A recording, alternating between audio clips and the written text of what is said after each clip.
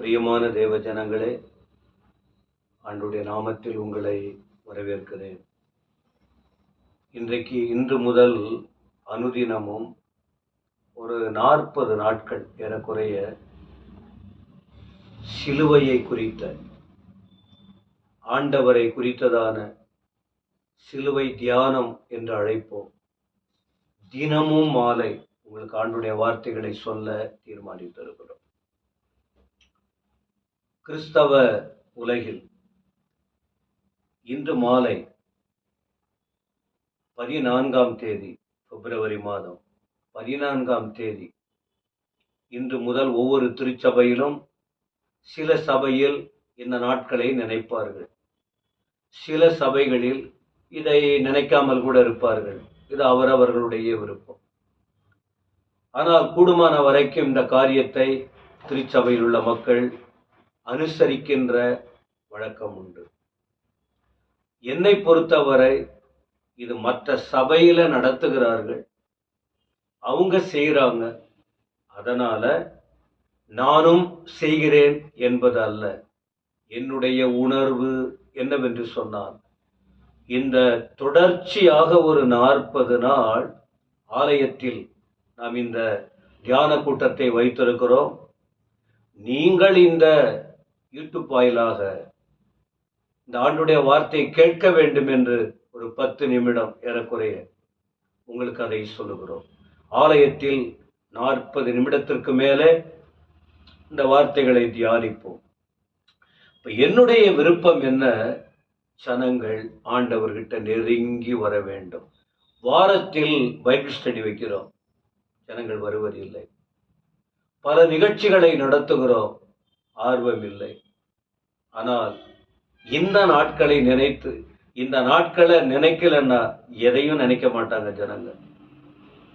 ஒரு ஒரு வாய்ப்பு இருக்கு, கண்ணீரோடு ஆண்டவர்கிட்ட ஒப்பு கொடுக்க ஒரு வாய்ப்பு இருக்கு. இந்த நாட்கள் பரிசுத்தத்தை நோக்கி வளர்ந்து செல்வதற்கு இந்த ஒரு வாய்ப்பை கர்த்தர் உருவாக்கி இருக்கிறார்.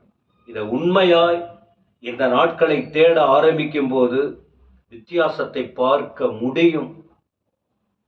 இதிலே ஒரு முக்கியமான காரியங்கள் இருக்கிறது. தபசு நாட்கள் அப்படின்னு சொல்லுவாங்க, லெந்து நாட்கள். தபசு நாட்களின் துவக்கம் சாம்பல் புதன்கிழமை என்று அழைப்பது உண்டு. இன்று முதல் பெரிய வெள்ளி வரைக்கும் 40 நாட்கள் பொதுவா ஜனங்கள் தங்களை ஒடுக்குவதும் உபவாசிப்பதும் அதிகமாய் தெய்வீக காரியத்தில் ஈடுபடுவதும் இருக்கிற அனுபவங்கள், வழக்கமாய் தாங்கள் ருசிக்கிற, தாங்கள் நேசிக்கிற, தாங்கள் விரும்புகிற காரியங்களை அதை விட்டு ஆண்டவர் மேல அன்பு வைத்து அவர்கிட்ட நெருங்கி வருகிற ஒரு அனுபவத்தை பெற்றுக்கொள்ள விரும்புவார்கள். அப்போ இது என்ன விஷயம் என்று சொல்லும்போது, இயேசு கிறிஸ்து ஊழியம் செய்தார். ஊழியம் செய்கிற நாட்கள் இருந்தது. அந்த நாட்களில் நிறைய போதனைகளை கொடுத்தார், நல்ல போதனைகளை கொடுத்தார். இப்படி ஆரம்பத்தில் நன்மையாக நல்ல சந்தோஷமா ஏற்றுக்கொண்டதான யூத மத தலைவர்கள் நாட்கள் போக போக போக இவர்கள் வாழ்க்கைக்கு மாறாக நல்லதொரு வார்த்தைகளை அவர் அறிவித்த வேளையில் அது அவங்களுக்கு பிடிக்கல. எப்பவுமே மற்றவங்களுக்கு சாதகமா பேசி கொண்டிருக்கவா முடியும்? இருக்கிற தவறுகளை சுட்டி காட்ட முடியாதா, கூடாதா?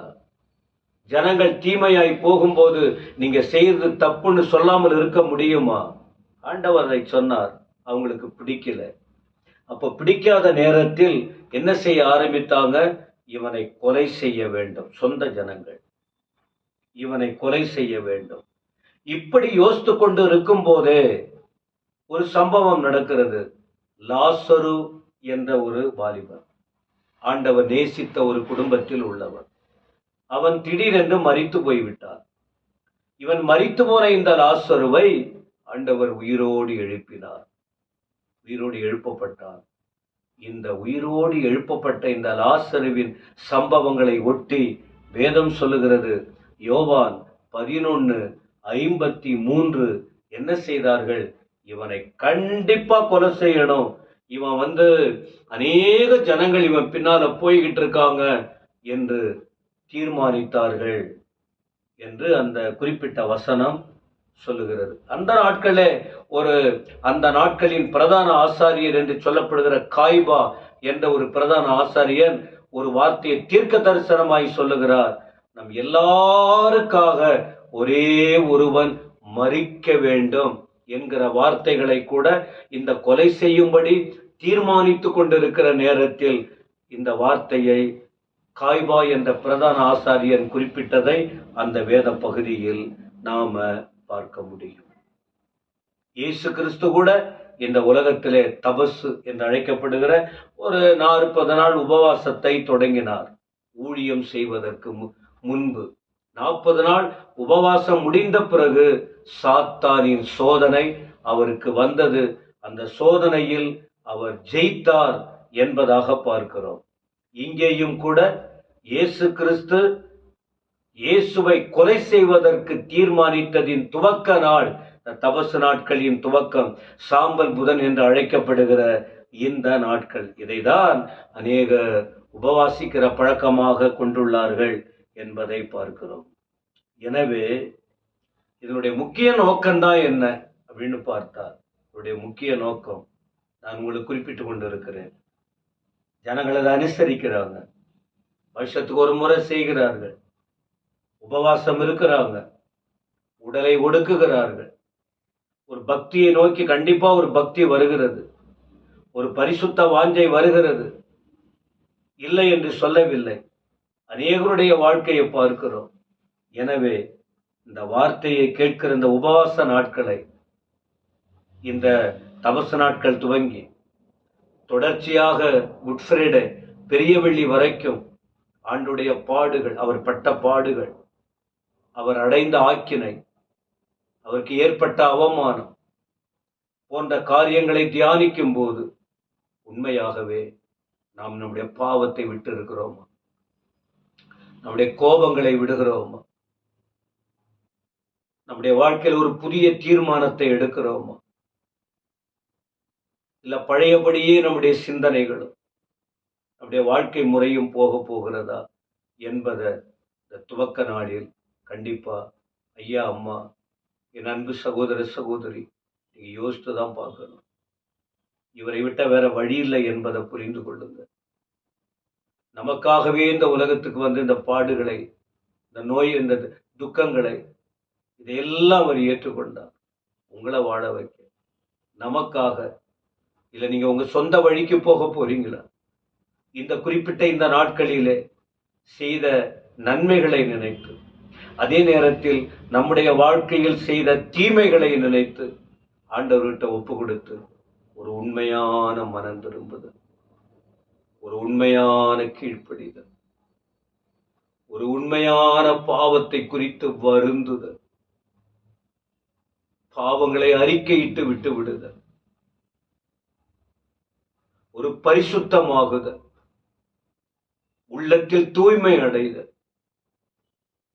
வெறும் குறிப்பிட்ட இந்த 40 நாட்களில் மட்டுமல்ல, வாழ்நாள் முழுவதும் இந்த ஆண்டவருக்கு மகிமையான சாட்சிகளாயிருக்க ஒப்பு கொடுக்க முடியுமா என்பதை யோசித்து ஒரு தீர்மானம் எடுங்க. ஆண்டவர் சீக்கிரம் வரப்போகிறார். அவர் வருகையிலே காணப்பட வேண்டும்.